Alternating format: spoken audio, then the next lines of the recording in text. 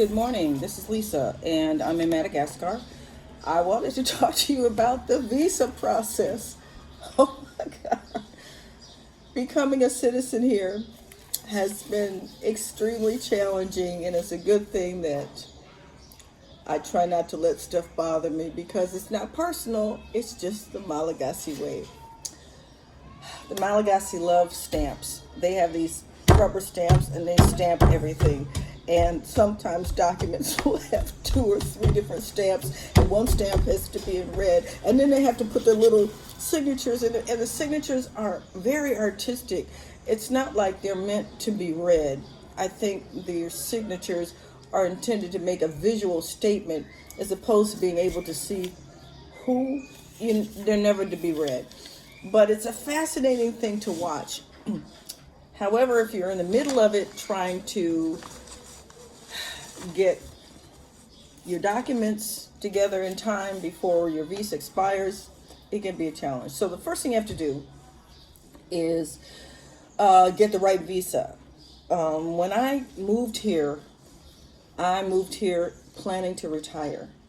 So because I wanted a retirement visa, that's a separate visa that you have to go through the embassy in DC to get. You send them your passport and proof of income, like my Social Security benefit statement, and a couple other things. And then they send you back your passport with the visa inside. And I don't have it with me because this is my Peace Corps passport. My regular passport has been sent now to Tana because I finally have made it this far.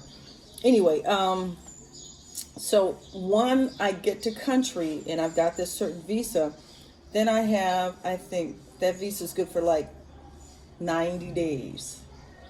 And then you convert it to a residence retirement visa, something like that. Silly me. I'm just busy getting acclimated, getting settled, not really thinking that I was running out of time because, hell, I got 90 days. So I should have started day one. Bottom line is I waited till I had like just under 2 months, just under 60 days left, and I went to the prefecture and I started the process, and I made a woman who, like a lot of Malagasy, they basically force you to pay them a bribe in order to do their job. So I had to pay her $300,000. I'm sorry, 300,000 Ari, which is about $100 to do her fucking job.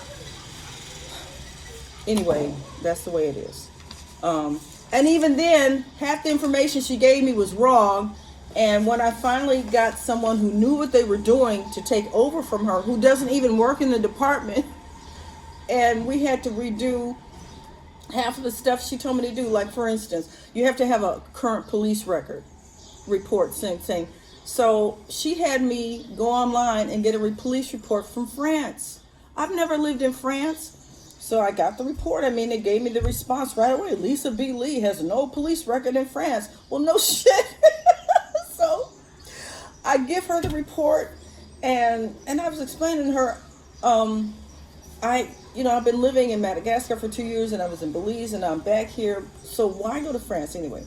So long story short, when I found a friend who, as I said, has taken over my whole process for me,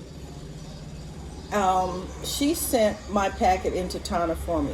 The lady in Tana, our capital city, the immigration office called me, and she says, well, you need to get a police report from the United States. I said, well, I haven't lived in the United States since 2017. That's fine, just get it from them.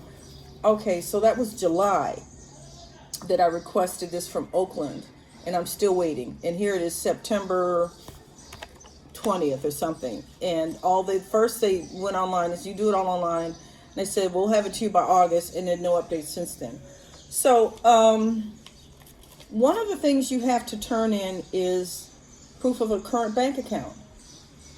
And so when I went to the bank, they said, well, in order to get a bank account, you have to have a certificate of residence. Well, you can't get the certificate of residence without a bank account, and you can't get the bank account without the certificate of residence. So I'm going back and forth. I mean, I'm sitting there literally in the back crying, and the Malagasy people don't cry, and the ladies look at me like, "What the hell?" I'm just like, I can't do it." So the next time, I brought my friend Yvonne in with me. He's such a sweetheart because he's Malagasy, and so they're going back and forth, and she's saying, "Oh no, she needs an account," and blah blah blah blah, and she can't do this, and so while they were talking, and I always kept a spare wet and everything because people will still take checks here. So in case there was an emergency and I didn't have money, I could write a check. So I just opened it up and I just slid it across the table to her and kind of sat back to see what she would say. And so she looked at the check. She's like, "No." And then she takes a look and she goes to the computer and she says, "Huh. Ça se mete? Good. Eva. Sarah. Good. Yes." What happens when you leave the Peace Corps? This is my Peace Corps account. Peace Corps opens an account for us. They fund us, the whole bit. There's a whole checkout list you have to do in order for Peace Corps to clear you so you can leave the country. One of the things you have to do is go close out your account. So you go to the local BFA bank. They've since changed their name to Societe Generale, but we all call it BFA. And the teller tells you, take out as much from the ATM and then bring me your ATM card back. So I had 37,000 RERE left in my account. That's like $12. But you can only take out even amount. So I took out the 30,000, which left 7,000 RERE. And I gave him a card. I'm like, that's a ripoff. You know, we don't get all of our money, and you know, that's like kiting. I'm thinking, just think of all the hundreds of Peace Corps volunteers every year, and they leave this little bit of money, and the bank's getting rich off of it and whatnot. So anyway, when she looks at the account, it still has that same 7,000 RER in it. I'm like, well, maybe it's a good thing that it happened the way it is. So she reactivated it. Yvonne had to write a letter, longhand, in French, to the Minister of Reopening Accounts or some, I don't know, saying that I'm back in country. I'm no longer with Peace Corps, but I'm living here in country. I want to take control over this account, and please change it to this address here in Majenga.